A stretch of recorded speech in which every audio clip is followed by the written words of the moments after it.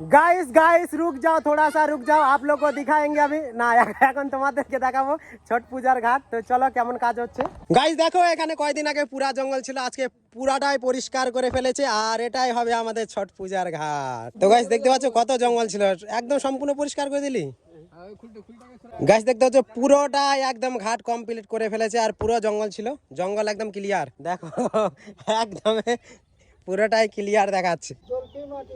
দলকি, হ্যাঁ দলকি মাটি।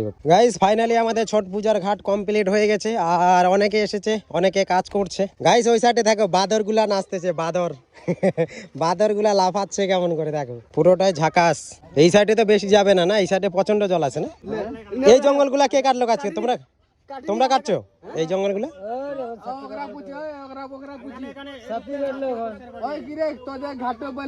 এটা কে পরিষ্কার করছে? অনেক জঙ্গল ছিল তো আমি বলছি।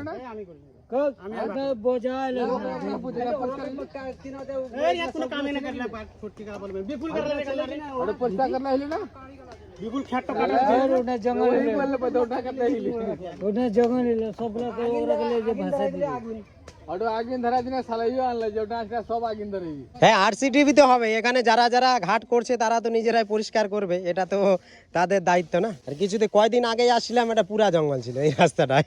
না এটা কিন্তু পরিষ্কার করাটা ঠিক হলো, এতটা জায়গাতে পরিষ্কার হয়েছে না, কত সুন্দর লোকজন আসে, সুবিধা হবে।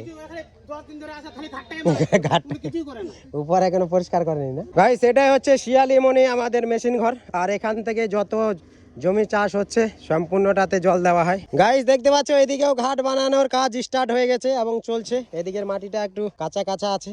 কিরে তোরা লাফাই যাচ্ছিস কেন রে? চান করতেছিস? ভালো আছে।